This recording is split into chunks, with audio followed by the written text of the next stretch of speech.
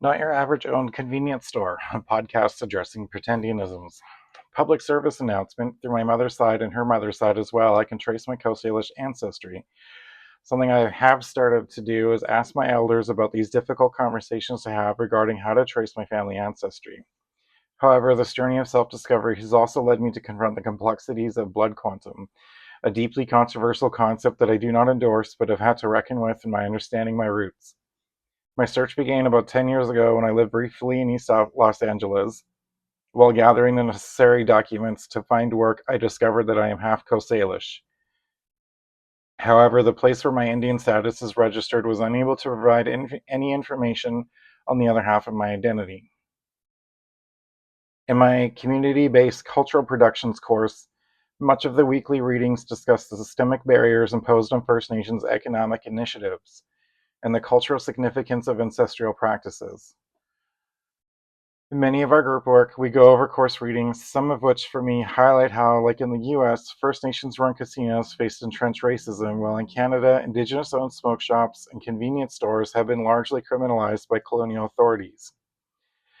Any effort towards financial autonomy or liberation from state control has often been met by bylaw infringements and Western legal restrictions, effectively making Indigenous economic independence illegal under colonial frameworks. The complexity of Indigenous identity is astounding. When I first learned about two-spirit identities and the intricate layers of queer theory, it felt like I was carrying two painful truths and a lie. The lie was pretending not to be queer. The painful truth was that I had always felt a deep connection to being Indigenous, yet many of my peers called me an apple. Someone red on the outside, white on the inside, a person with no land, language, or culture. A little bit of cruel irony in there somewhere. Stripped of culture and community, my family was anguished, lamenting at our First Nations identity, wishing they could be anything but Indian. Yet in a world where Hul'q'umi'num society still called me that awful, harmful, painful word, I was eventually recognized as Native. Still, I was never quite enough. I never felt like I was fully belonging on either side of the fence. The grass always seemed greener for everyone else, and I wondered, how can this be my life? Despite these obstacles, cultural practices remain vital, reinforcing ancestral knowledge and strengthening community bonds. The act of coming together for traditional hand games, for instance, is more than just a game because it encompasses laughter, sharing, developing critical thinking and reasoning skills, and keeping people sharp and attuned to one another. These gatherings also serve to resolve conflicts, heal past grievances, and root individuals in their languages and traditions. Indigenous children offer a lived example of governance and collective decision-making, ensuring that cultural revitalization continues at full force in these challenging times. Moreover, in this respect, when visiting the homelands of other Indigenous peoples, it is essential to respect both their situation and your own by critically self-locating, which is about understanding one's identity and position within the broader reality of colonization. It means guiding oneself in a way that honors the traditional people of those lands while educating oneself with humility, compassion, and awareness of the ongoing harm caused by colonization. This awareness is especially crucial in conversations about identity, particularly as more so-called Indigenous artists are exposed for falsely claiming Indigenous identity. These fraudulent claims not only exploit Indigenous struggles, but also make it even harder for genuinely displaced or culturally disconnected Indigenous people, such as those who grew up in urban settings, to reclaim their identities and find belonging and face more uphill battles. I acknowledge that I am mixed race, yet my mother and three uncles are full-blooded Hul'q'umi'num. I know from asking that my grandmother and her sister lived as their ancestors intended. My grandmother and her sister walked in the ways of their ancestors, living off the lands and waters as they were taught, a life free from colonial interference until they were violently dispossessed of their inherent rights to exist as Hul'q'umi'num. How do we stop those who falsely claim to be Indigenous?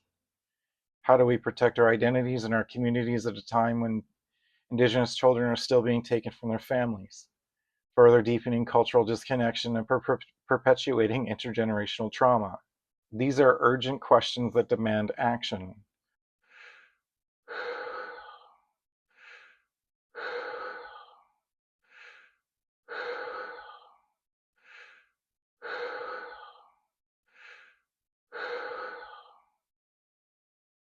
Buffy Sainte-Marie's decades-long appropriation of Indigenous identity is a painful reminder of the harm caused by false claims of indigeneity.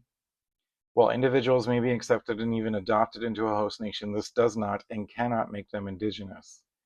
These are difficult conversations to have, especially for someone like me, mixed race, urban raised, someone who's had to navigate questions of identity and belonging for nearly 4 decades. I think the main question I keep coming back to is, how do we accept someone into the community? And how is that process defined or understood? It often feels like there is a binary, like either someone is Indigenous or they are not. But what happens when that line becomes blurred by people pretending to be Indigenous? How do I critically analyze those who fake indigeneity, especially when my own family has been and continues to be deeply traumatized simply for being Indigenous? I did not know the word pretending existed for a long time. Probably because deep down I wanted so badly to belong and be accepted as Hul'q'umi'num. Maybe that is why some people, even other First Nation folks, assumed I was faking it. Because I was trying too hard, perhaps. Growing up off the reservation felt like the start of some tired old punchline. Well, except the joke never came, just the ladder of violence that waited around every corner. Still, I've always tried to stay connected to find that sense of belonging. I sometimes wonder if that same feeling, that hunger for connection, is what many white people feel too. But on the other side of the coin is the painful reality of so many Indigenous people struggling with disconnection. From culture, from language, from identity.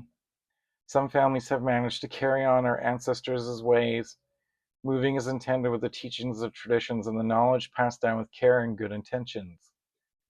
Others, like mine, have had that lineage violently severed. Maybe that is what hurts the most. To be cut off from a collective that thrived for tens of thousands of years. Western society calls it a prehistory, a time they claim they cannot be recorded. But for us, it was recorded in our stories, our songs, our languages, and our relationships to the land and each other. That language, those moral compasses that guide us for generations, and they are gone now, at least for my family. And I ask myself all the time, where did it go? Is it gone forever? Does it have to stay gone, or can we bring it back? Maybe this is what Indigenous resurgence means for families like mine. For nearly 4 decades, I've been grappling with these questions, not just through my own reflections, but also the readings assigned in the classrooms, the conversations with fellow students, and most importantly, the teachings shared by elders. Over the years, some elders have told me bluntly, you will not learn about colonialism from textbooks. You will learn it from those who have survived it. I took that to heart. I've made it my life's work to understand and interrupt cycles of trauma. Yes, those same cycles that colonization set in motion and that have become embedded as intergenerational wounds. That trauma is the one inheritance colonization ensured I would receive. My family carries the scars of residential schools, the 60s scoop, and institutions like the Indian Hospital in Nanaimo, where my mother and uncles were born into a world that was openly hostile toward us.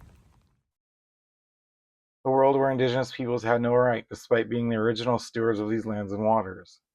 After all, this island is my home. I believe Creator left us these lands and waters to protect. Spall, the trickster, giving us life, unapologetic, knowing our ancestors were ready to care for what was given by her. But colonizers decided greed would shape the world, and so capitalism was forced over the edge of history, shoving everything in its path aside. And here I am, someone still trying to make sense of what was taken, what remains, and what can be reclaimed.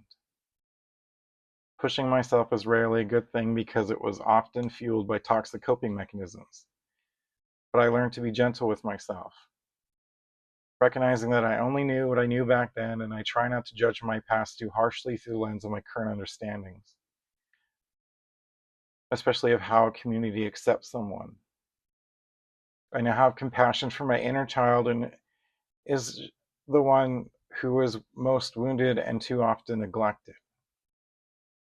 One of the hardest things I've had to come to terms with is the experiences stolen from my youth.